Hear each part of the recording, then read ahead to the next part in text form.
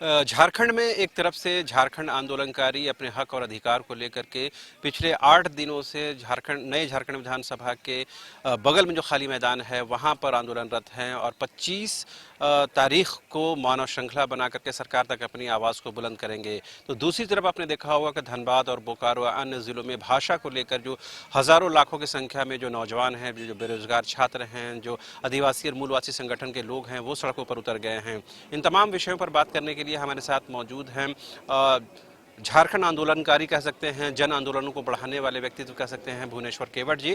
फिलहाल CPI-ML से ताल्लुक़ रखते हैं और जन आंदोलनों को लेकर के अग्रसर भूमिका में रहते हैं। खास करके जो भाषा विवाद अभी उत्पन्न हुआ है उसको लेकर के कहीं समाज में एक टकराव की स्थिति भी अंदर अंदर बनती हुई नजर आ रही है। आप लोग जन संगठन को आगे बढ़ाते हैं, जन मुद्दों को लेकर समाज में चेतना जगाते हैं, आप लोगों की नज़र में इसका क्या समाधान है? देखिए, भाषा वाला जो सवाल पूरे झारखंड में जो आंदोलन मुखर हुआ है, तो इसके पीछे जो खास कारण है कि भाषा को नियोजन के साथ जोड़ दिया गया कि मैट्रिक इंटर में पास आउट होने वाले जो परीक्षार्थी होंगे वही यहाँ के नियोजन के हकदार होंगे।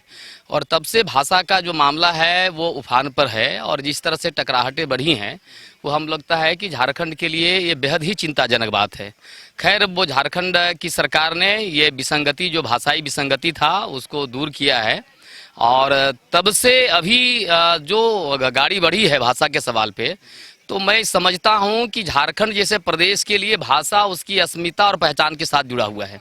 इस पर किसी भी तरह का छेड़छाड़ या उस पर जो है ना हस्तक्षेप हमको लगता है कि ज़्यादा खतरनाक होगा। हमको लगता है कि जो लोग वो कहते थे कि बांग्लादेशी घुसपैठ, मुझे तो लगता है कि भाषाई घुसपैठ के खिलाफ पहला वो लड़ाई की जरूरत है। दूसरा पक्ष जो इन्हीं शब्दों को लेकर थोड़ा आपत्ति दर्ज करता है कि हमें भाषाई घुसपैठ कहा जाता है, हमें बाहरी कहा जाता है, हमें झारखंड से डिटैच करने की कोशिश की जाती है। तो उन लोगों को ये कहना है कि अगर हम झारखंड में कई पीढ़ियों से रह रहे हैं, ज़माने से रह रहे हैं, तो हमारा भी तो हक अधिकार यहाँ पर बनता है।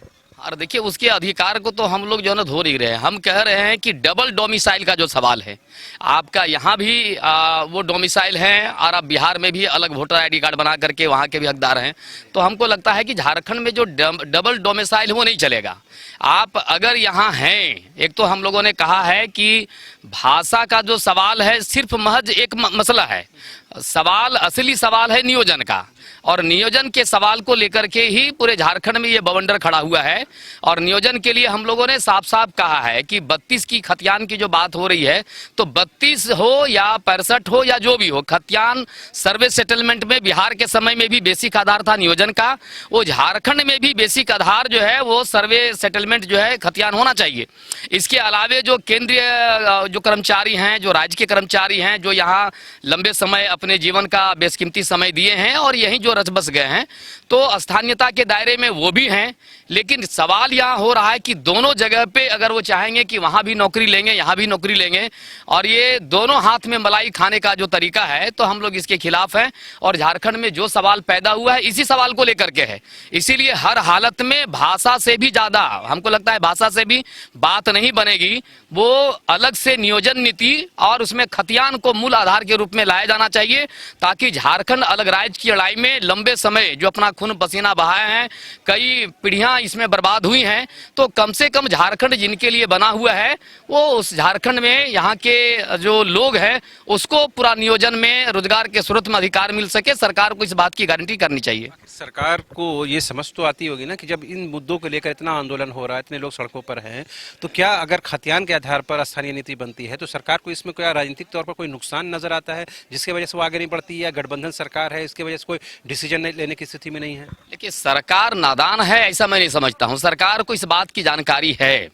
और मैं ये बात आपको बता दूं कि झारखंड अलग राज्य के आंदोलन में यानी जो पार्टी की प्रमुख भूमिका थी झारखंड मुक्ति मोर्चा, उसी पार्टी की सरकार है। गुरुजी आंदोलन में सर्वे सर्वा थे, उन्हीं के सुपुत्र आज मुख्यमंत्री बने हुए हैं। इसीलिए हमको लगता है जानकारी नहीं है, ऐसी कोई बात नहीं है।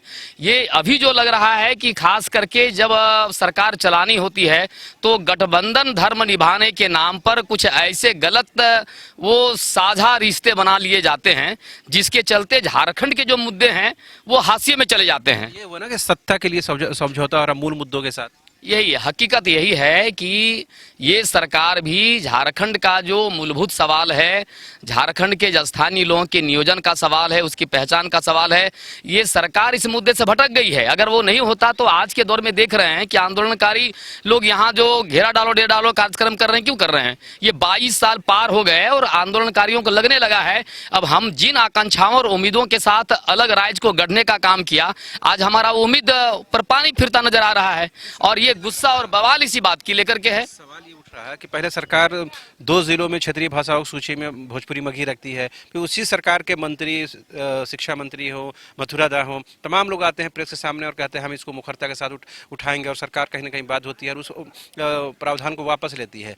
तो सरकार के अंदर से ही आवाज़ उठती है, सरकार के अंदर से इस बात की भी आवाज़ उठती है कि 1932 का खतियान हम लागू करेंगे। तो मतलब सरकार के अंदर भी क्या इस विषय को लेकर एक रूपता नहीं है? देखिए वो हमको लग रहा है कि सरकार के अंदर का महज सवाल नहीं है, सवाल सीधे झारखंड के अंदर का है। मैं आपको बता रहा हूँ झारखंड एक विशिष्ट राज्य है, ये दूसरे राज्यों की तरह नहीं है। अगर आज़ादी का आंदोलन अगर 100 साल चला है तो 70 साल से ज़्यादा झारखंड में अलग राज्य का आंदोलन चला है। तो ये यहाँ की जो विशिष्टता है, ये विशिष्टताओं को नज़रअंदाज नहीं कर सकते हैं। यहाँ की भाषा, यहाँ की परंपरा, यहाँ का पहचान, यहाँ का कल्चर वो अन्य राज्यों से डिफरेंसेज है। और आज इसी बात को लेकर के ये उठ रहा है कि सरकार के अगर कोई मंत्री, सरकार के अगर कोई वो समर्थक जो दल हैं उसके सदस्य अगर आवाज उठा रहे हैं तो ये स्वाभाविक तौर पर झारखंड के अंदर में आम झारखंडियों के बीच से उठने वाली आवाज है। और इस सरकार को उसके सामने सरेंडर करना पड़ेगा, झारखंड के वास्तविक मुद्दों को और ये तमाम जो मूलभूत सवाल है उसको हल करना पड़ेगा। झारखंड की दिशा में आपको नजर आता है भाषा के मुद्दे पर करे, या झारखंड आंदोलनकारियों का विषय करे, या नियोजन का विषय करे, या बेरोजगारी का विषय, झारखंड किस दिशा में आप लोगों को आगे जाता हुआ दिख रहा है? बेहद झारखंड के लिए जिन्होंने खून पसीना बहाया है, पहला हक उनका बनता है और सरकार को इस बात की गारंटी करनी पड़ेगी कि जो यहाँ के मूलवासी हैं, यहाँ के जो ट्राइबल बहुसंख्यक जमात हैं, यहाँ के जो भूमि पुत्र हैं, जो झारखंड के लिए अपना खून पसीना बहाया है, उनके लिए सबसे पहला उनके हक की गारंटी सरकार को करनी होगी। और इसके अतिरिक्त वो झारखंड के विकास में, औद्योगिक विकास के साथ साथ बहुत तरह के लोगों का यहाँ जो है ना आना स्टार्ट हुआ और लंबे समय से जो रह गए हैं, रच गए हैं, बस गए। हमको लगता है झारखंड में यहाँ इसको लेकर के कोई विवाद नहीं है। अब आप देख रहे हैं कि जिस तरह से वो कब्जा लोग भूखंड का कर रहे हैं, कोई रहने के लिए घर चाहिए तो झारखंडी लोग तो जमीन उनको भाई बाजब्ते उनको दान दे देते हैं। लेकिन अब जंगल, पहाड़, पर्वत, नदी, नाला, झरना सबको अगर अपने कब्जे में कर लेंगे तो बेशक झारखंडी लोग चुप नहीं रहेंगे। इसी माटी के लिए लोगों ने पार्टी बनाई और आज वो लड़ाई भी इसी रास्ते पे बढ़ा रहे हैं। बेशक झारखंड का ये विस्फोटक मुद्दे को सरकार इसके नब्ज को टटोले और समय रहते इसका उपचार करे, अन्यथा हालात और भी बद से बदतर होंगे और इसके लिए सरकार और उसके नुमाइंदे और उसके साथ चलने वाली पार्टियां जिम्मेदार होगी। सुना भुवनेश्वर केवट जी ने साफ तौर पर समाज का वो नब्ज बताने की कोशिश की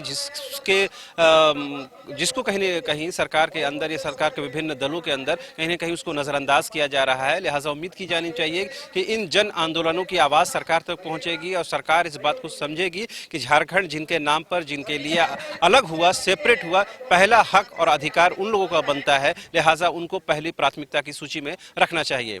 कैमरा पर्सन हृदय के साथ रांची से न्यूज़ बाइस्कोप के लिए शहनवाज।